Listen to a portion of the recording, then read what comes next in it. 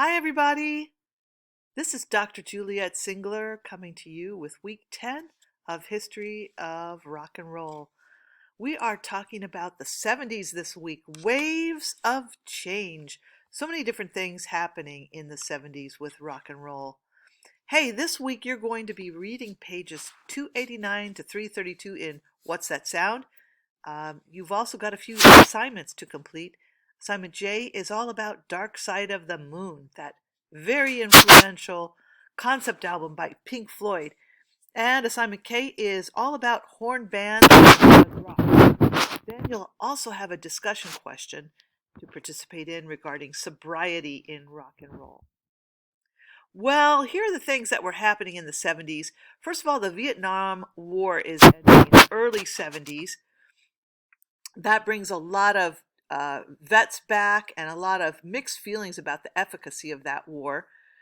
Watergate further corrodes the public trust of politicians. I don't know if you remember about Watergate, but this is where President Nixon was caught doing illegal things, and it was recorded on tape, and those tapes were brought forward, and he was actually put through an impeachment trial in 1974. Then we had these problems of diversity. All of these different diverse groups in the US speaking up for themselves. Feminists, gay rights activists, civil rights activists, and each of those diverse groups found their voice in the rock and roll music of the day.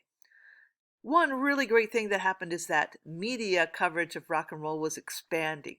By this time in the 70s, everyone liked rock and roll. It was completely embraced by the entire globe. And so you had people like the great impresario Don Kirshner creating rock concerts on television. Then FM radio becomes big business for rock and roll. Used to be in the 50s, early 60s, FM was given mostly over toward classical programming and serious talk radio. Now it was almost completely dominated by the rock and roll stations. We're going to take an overview today of the 70s. There were lots of changes in rock. Things both got more complex in rock and roll and simpler at the same time. We'll take a look at that. Artistic values are rising because of the influence of psychedelia. There is more preference, more emphasis on the virtuoso ability that players had to have to compete with the likes of the greats from the 60s, like Jimi Hendrix, for instance. British bands continued that hard rockin' style that led to heavy metal, and American bands brought their own special brand of talent and also spectacle to the arena.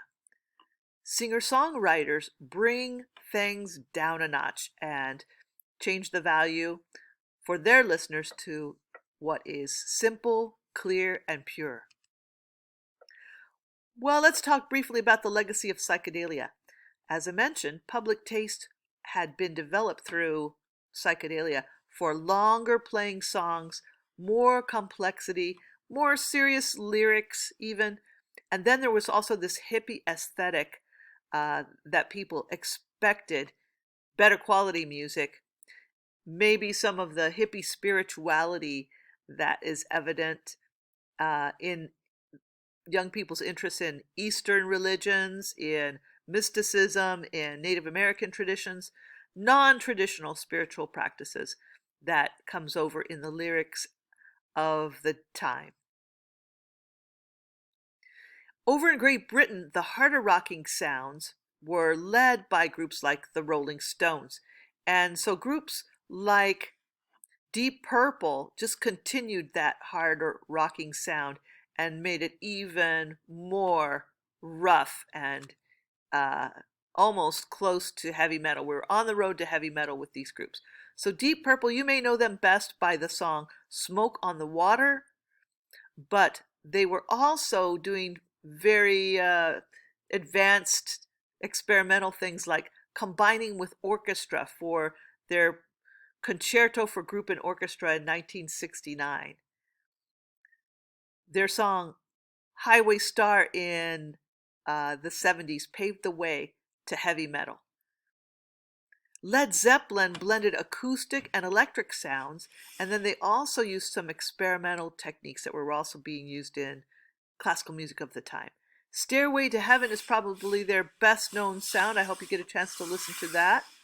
And in the song Whole Lotta Love, you can hear their more hard driving sound. Black Sabbath, this is the group that we think of as the very first heavy metal group, with the lead singer Ozzy Osbourne. I'm sure you know Ozzy, he's such a character. They went to a darker, more goth type space with their music. The song Iron Man in 1970 is an iconic song of that band and of the beginnings of heavy metal.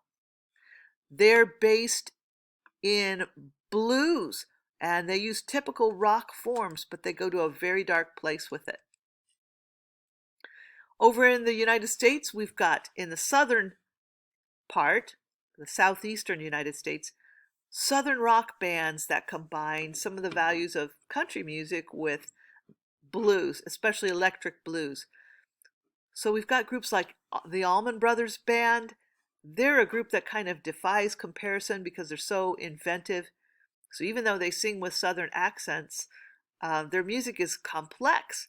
If you listen to the song Whipping Post from 1971, you're going to hear some very dense instrumental textures and also some tempo changes. Another group from that group is Leonard Skinner. Charlie Daniels Band is yet another group from that group of Southern rockers. And then we have groups from the southwestern U.S. like Santana, led by Carlos Santana. I'm sure you know Carlos Santana, even if you can't recall his songs right away. Once you listen to them, you'll recognize songs like Evil Ways from 1970. Hey, he even played that at Woodstock in 69. And Oye Como Va from 1971. So Santana, what a great and virtuosic guitarist he was. He's still rocking today. And we credit him with bringing a lot of the Latin sound into his approach to rock and roll.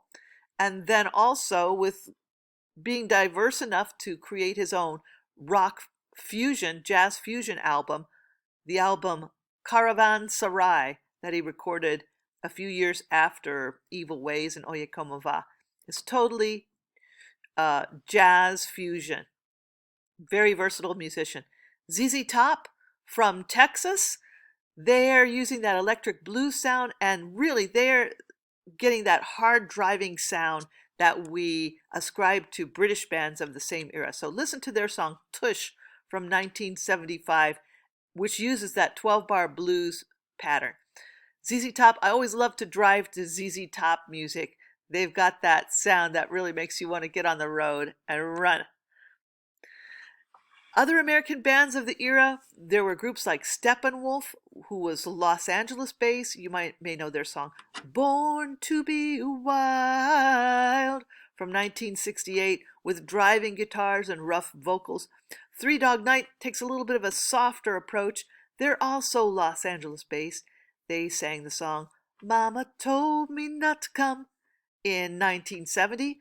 Grand Funk Railroad from Flint, Michigan with the unforgettable We're an American Band from 1973. And then don't forget Aerosmith. This is an important song. Their song Walk This Way from 1976. This song was used later in rap music, and it brought rap to the mainstream. So we'll talk about that a little bit later as we get into rap. Progressive rock. Progressive rock, this means anyone in rock that was doing things that were challenging and kind of pushing the envelope. So concept albums, of course, became a thing. We had Sgt. Pepper's Lonely Hearts Club Band in the 60s. In the 70s, the most influential album is Pink Floyd's Dark Side of the Moon.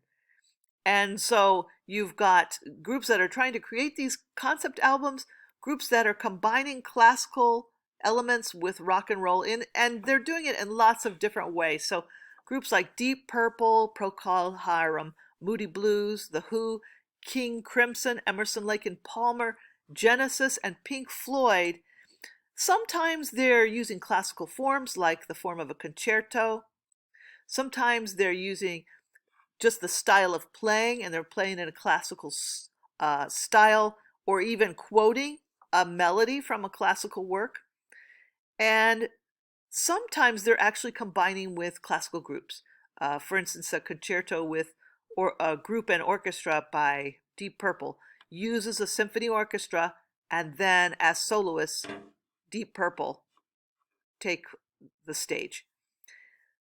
Again, we've got that hippie spirituality that is taking flight with groups like Jethro Tull, and yes, they've got some very deep lyrics that are contemplating philosophy and spirituality.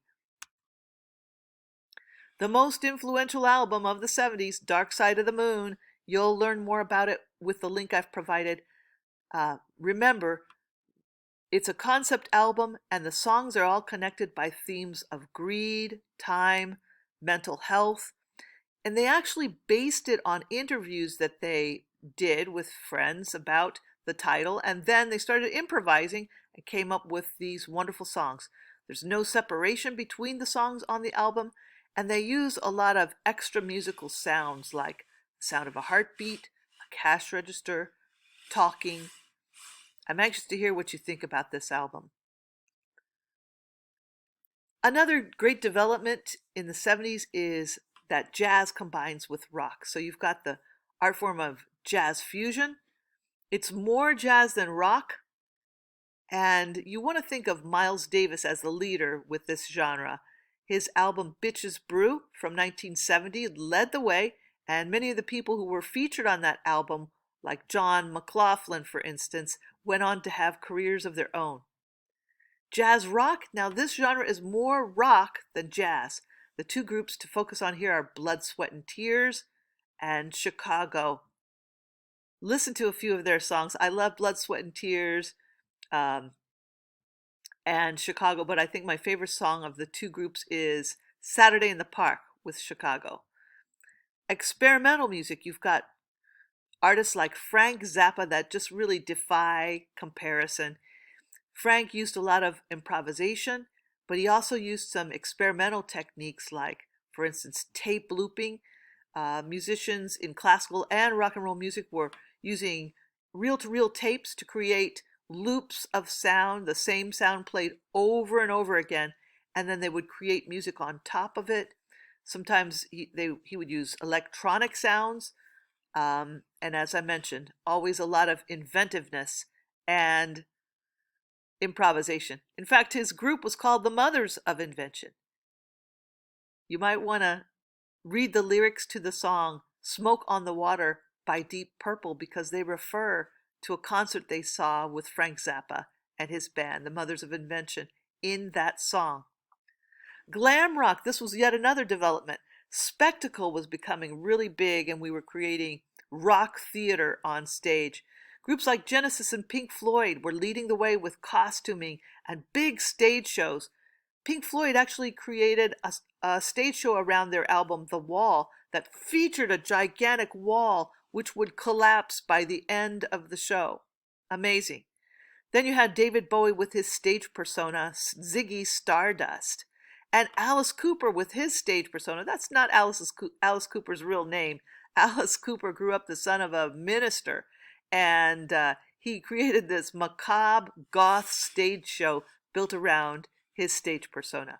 Kiss, of course, with their incredible makeup and their driving rock sounds. Well, Kiss is still a popular topic for kids who go out Halloweening every October. They like to do the same extraordinary makeup that Kiss used. The singer-songwriters of the era were continuing the folk rock values, but they combined folk rock with pop music sounds, and they sang more original songs, less copying of folk songs that were already part of the established canon. The greats in the U.S. were Carole King with You've Got a Friend in 1970, James Taylor, Carly Simon, Harry Chapin, Don McLean. You remember Don McLean from American Pie. The UK greats were people like Van Morrison, Cat Stevens, and Elton John. And in Canada, Joni Mitchell and Neil Young. Country rock just kept it simple. I'm going to let you discover the rest and do your assignments. Have a great week. See you next week.